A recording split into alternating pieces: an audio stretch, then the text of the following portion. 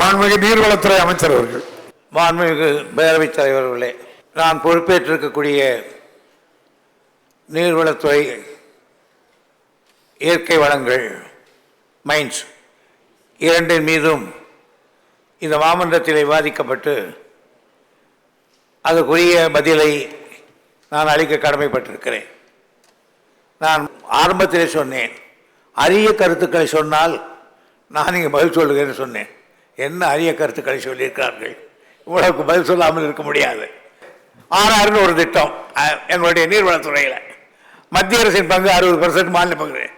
ஜனவரி 22 முதல் இதுவரையில் 4 பேஸ்க்காக பட்டு 368 கோடி செலவில் 400 ஏரிகள் எடுத்துக்கொள்ளப்பட்டு 84,000 ஏக்கர் பாசன பரப்பு பணியை முடிச்சிருக்கோம்.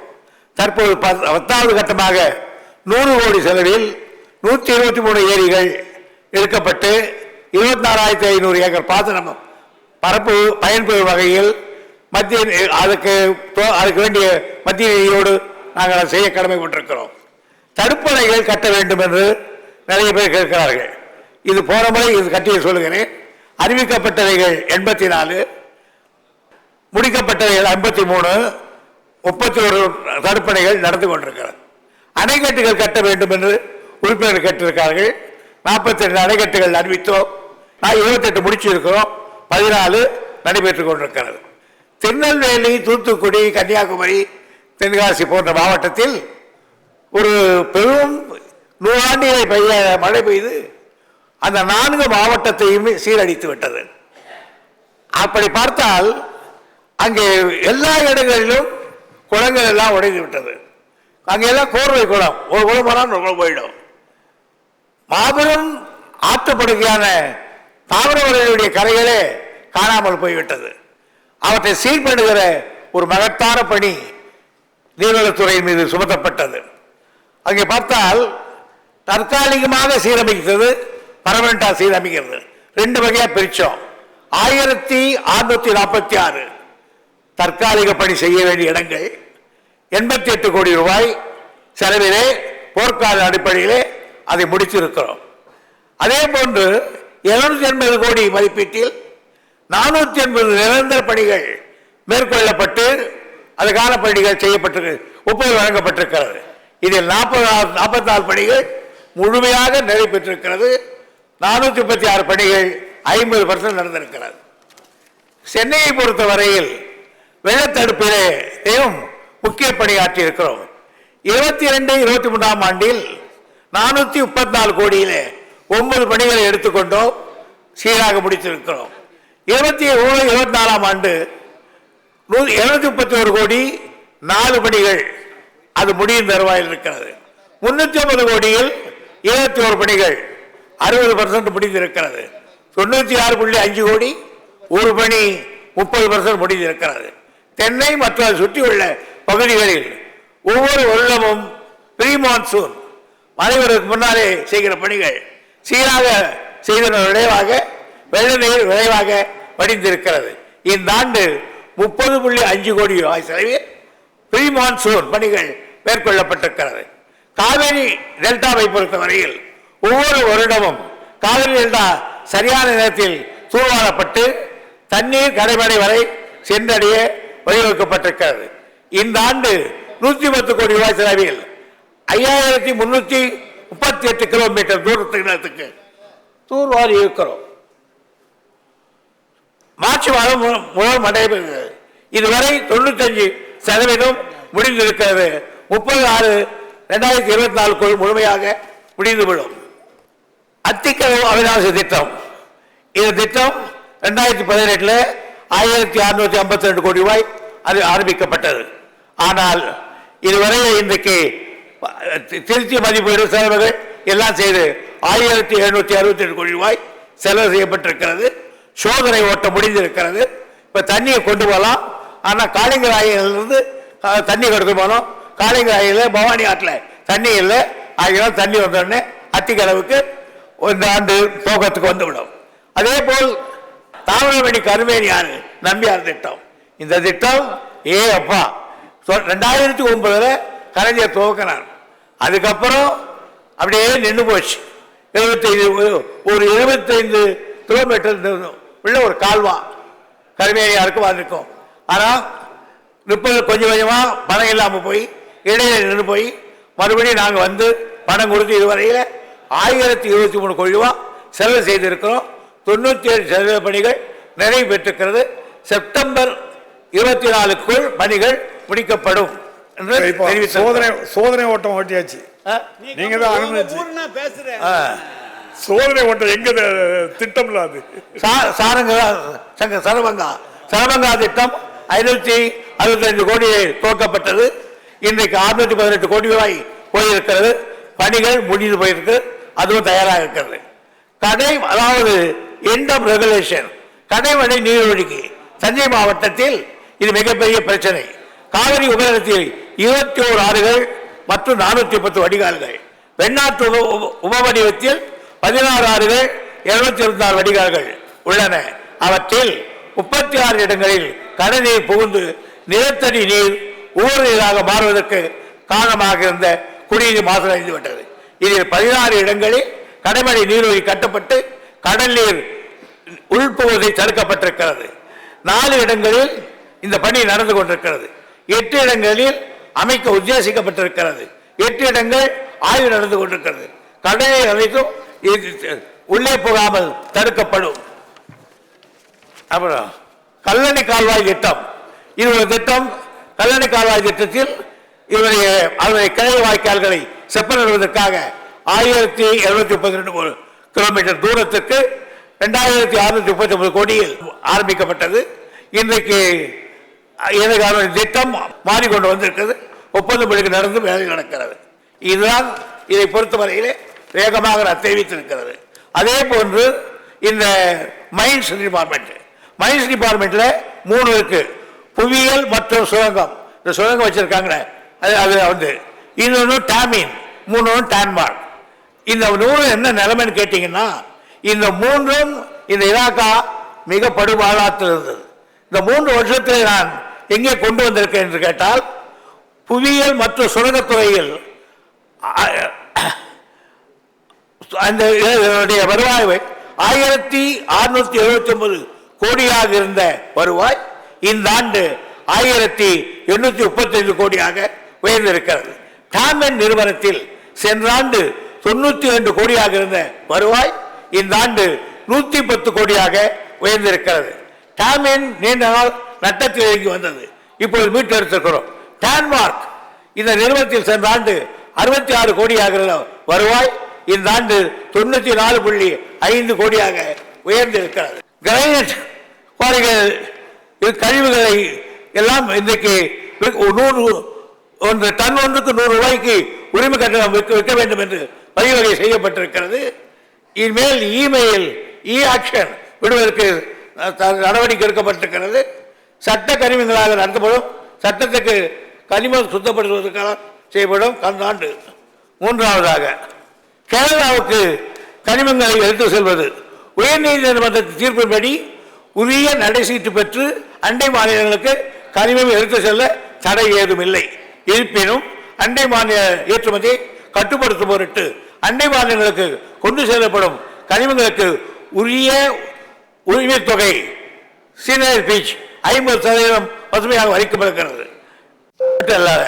இது தமிழ்நாட்டில் இருக்கிற கல்கோரி, கிரஷர், லாரி இவைகள் எல்லாம் சங்கத்தினர் விடுத்த கோரிக்கைகளை எல்லாம் பரிசீலனை செய்ய அலாவுதீன் ஐஏஎஸ் ஒரு குழு அமைக்கப்பட்டிருக்கிறது.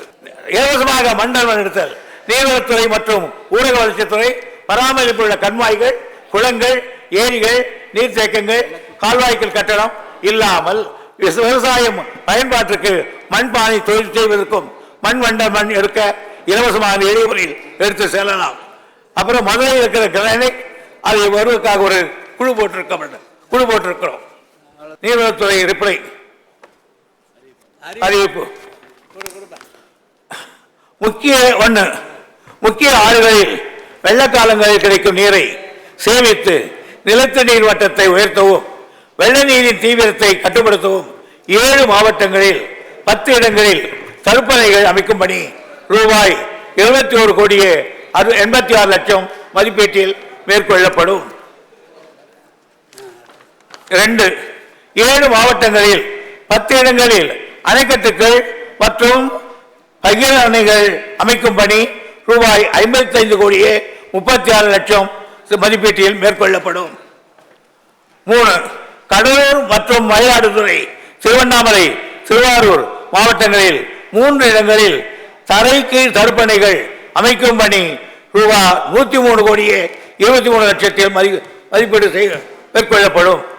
4 சிவகங்கை மாவட்டத்தில் முன்னாள் ஜமீன் கண்மாய்களான 7 குறு பாசன கண்மாய்களை புனரமைக்கும் பணி ரூபாய் 4 கோடியே 97 லட்சத்தில் மதிப்பில் மேற்கொள்ளப்படும். 5 பாரம்பரிய நீர்ப்பாசன கட்டுமானங்களை ஈரோடு மாவட்டத்தில் உள்ள காளைகாய் அணைக்கட்டு மற்றும் திருநெல்வேலி மாவட்டத்தில் உள்ள பல்லூர் அணைக்கட்டு புனரமைப்பு செய்யும் பணி ரூபாய் 3 கோடியே 7 லட்சம் மதிப்பீட்டில் மேற்கொள்ளப்படும்.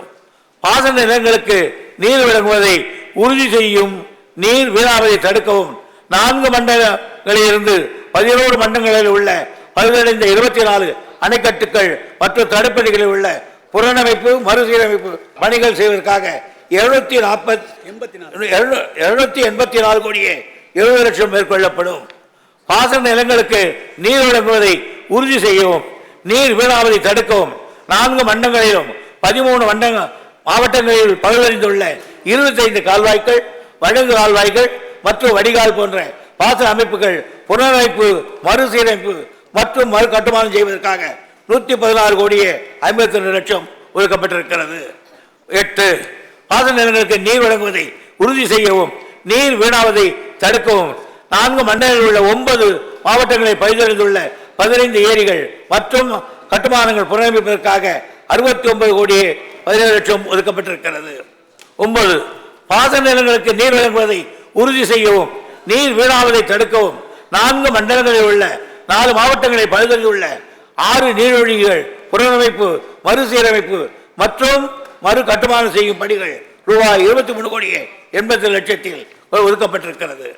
10 பாசன நிலங்களுக்கு நீர் வழங்குவதை உறுதி செய்யவும், நீர் வீணாவதை தடுக்கவும் 4 மண்டலங்களில் உள்ள 7 மாவட்டங்களில் பழுதடைந்துள்ள தரைப்பாலம், பாதுகாப்பு சுவர், கசிவு நீர் குழாய்களிலே அடைப்பு நீக்குதல் மற்றும் இதர கட்டுமானங்கள் புனரமைப்பு பணிகள் 11 என்ன ரூபாய் 42 கோடியே 76 லட்சத்தில் செய்யப்படும்.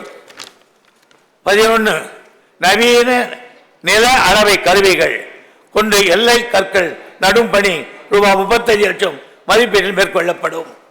மைன்ஸினுடைய அறிவிப்பு.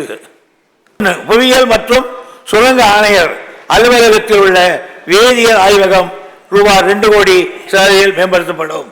2 தமிழ்நாடு கனிம நிறுவனத்தில் டாமின் ரூபாய் 1 கோடி செலவில் புதிய வணிக வேளாண்மை மென்பொருள் உருவாக்கி குவாரிகளின் செயல்பாடுகளை துல்லியமாக கண்காணிக்கவும் திறனாய்வு செய்யும் புதிய திட்டங்கள் தீட்டவும் ஏற்பாடு செய்யப்படும். 3 தமிழ்நாடு கனிம நிறுவனம் டாமின் மூலம் வேலூர் மாவட்டம் மகிமண்டலம் சுரங்க பகுதியில் சுமார் 7 லட்சம் செலவில் 3000 மரக்கன்றுகள் நட்டு பராமரித்து சுற்றுச்சூழல் மேம்படுத்தப்படும். 4 தமிழ்நாடு கனிம நிறுவனம் மூலம் ராணிப்பேட்டை மாவட்டம் ரெண்டாரி மாவட்டத்தில் உள்ள 34 லட்சம் மதிப்பீட்டில் சமுதாய குடும்பம் ரூபாய் 24 லட்சம் மதிப்பீட்டில் மேல்நிலை குடிநீர் தொட்டியும் அமைக்கப்படும். தமிழ்நாடு கனிம நிறுவனத்தின் டாமின் ரூபாய் 12 லட்சம் மதிப்பீட்டில் செயற்கை நுண்ணறிவு திறனுடைய இயக்கக்கூடிய கண்காணிப்பு புகைப்படம் கருவிகள் இவையெல்லாம் வாங்கப்படும். 6 தமிழ்நாடு மேக்னசைட் நிறுவனத்தில் டாமின் 40 லட்சம் மதிப்பீட்டில் புதிய பொருட்கள் தயாரிப்பதற்கான வேண்டிகளை செய்யப்படும். வர்ணவா நதி உபநதி திட்டம் திண்டுக்கல் மாவட்டம் பழனி வட்டம் ஆயக்குடி கிராமத்தில் அமைந்துள்ள வர்ணவா நதி அணைக்கட்டிலிருந்து உபரி நீரை பாப்பன்குளம் வாய்க்கால் மற்றும் நலத்தங்கால் ஓடை மூலம் ஒட்டஞ்சத்திர வட்டம் மற்றும் தாராபுர வட்டம் ஆகியவற்றில் உள்ள முறைசாரா குளங்களுக்கு நீர் வழங்குதல். முதலில் புவியீர்ப்பு கிராவிட்டி மற்றும் நீரேற்று முறை பம்பிங் மூலம் 99 கோடிக்கு மதிப்பீட்டில் அரசுக்கு சமைக்கப்பட்டது. இத்திட்டம் ஆய்வு செய்யப்பட்டு தற்போது புவியீர்ப்பு கிராவிட்டி மூலம் மட்டும் திட்டத்தை செயல்படுத்துவதற்காக 57 கோடி மதிப்பீட்டில் திட்டம் தயாரிக்கப்பட்டு வருகிறது. இந்த திட்டத்தால் 3524 ஏக்கர் நிலங்கள் பாசன வசதி பெறும். வேளாண் ஏரியை தூர்வார வேண்டும் என்று அன்பு உறுப்பினர்கள் எடுத்து தெரிவித்தார்கள். இதுக்கு முன்னாலே சொல்லியிருக்கார்கள். ஆனால் அதுக்கு வேண்டிய நடவடிக்கை எடுத்துக்கொண்டிருக்கிறோம். விரைவில் இப்போ தண்ணீர் நிரப்பிட்டு இருக்கோம். அதனால வழிஞ்ச பிறகால் தூர்வாரிடுவோம். அது மேட்டூரில் மண் எடுக்கிறத பற்றி கேட்டார் அவர். அதுக்கெல்லாம் அளவுடு நோட்டோடு இந்த திட்டங்கள் என்னுடைய இலாக்காவில் நீர்வளத்துறையினுடைய செயலாளர் சந்தீப் சக்சேனா அவர்கள் இந்த இலாக்காவை நடத்துவதற்கும் எனக்கு வழிகாட்டுவதற்கும் இந்த அவையில் பதில் சொல்வதற்கும் எனக்கு ஒத்துழைத்த அவருக்கு மனமார்ந்த நன்றி தெரிவித்துக் கொள்கிறேன்.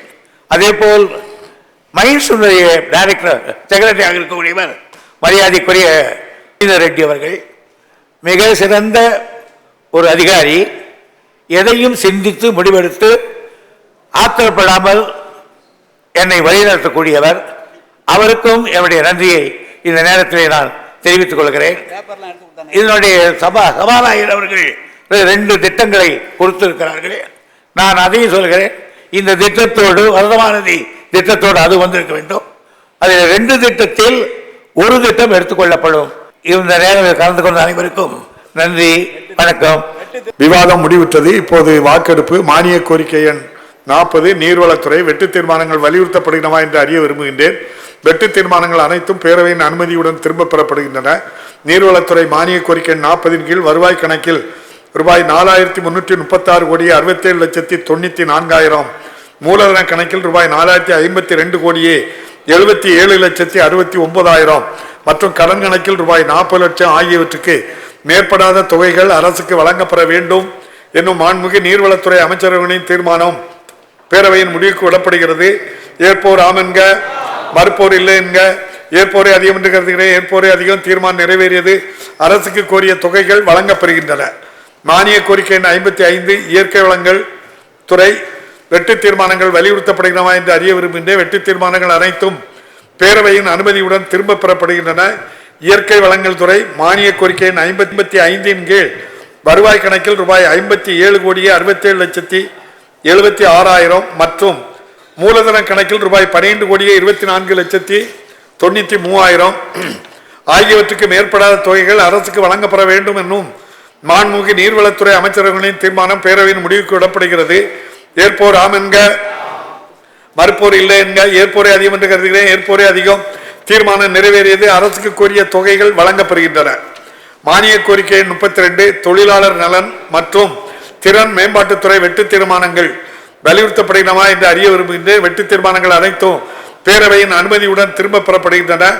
தொழிலாளர் நலன் மற்றும் திறன் மேம்பாட்டுத்துறை மானிய கோரிக்கை 32 கீழ் வருவாய் கணக்கில் ரூபாய் 1649 கோடியே 90,28,000, மூலதன கணக்கில் ரூபாய் 102 கோடியே 8,01,000 மற்றும் கடன் கணக்கில் ரூபாய் 2 கோடி ஆகியவற்றுக்கு மேற்படாத தொகைகள் அரசுக்கு வழங்கப்பட வேண்டும் என்னும் மாண்புமிகு தொழிலாளர் நலன் திறன் மேம்பாட்டுத்துறை அமைச்சர் அவர்களின் தீர்மானம் பேரவையின் முடிவுக்கு விடப்படுகிறது. ஏற்போர் ஆம் என்க, மறுப்போர் இல்லை என்க. ஏற்போரே அதிகம் என்று கருதுகிறேன். ஏற்போரே அதிகம். தீர்மானம் நிறைவேறியது. அரசுக்கு கோரிய தொகைகள் வழங்கப்படுகின்றன. பேரவையின் காலை நிகழ்ச்சிகள் இத்துடன் முடிவுற்றன. பேரவை மீண்டும் மாலை 5 மணிக்கு கூடும். வணக்கம்.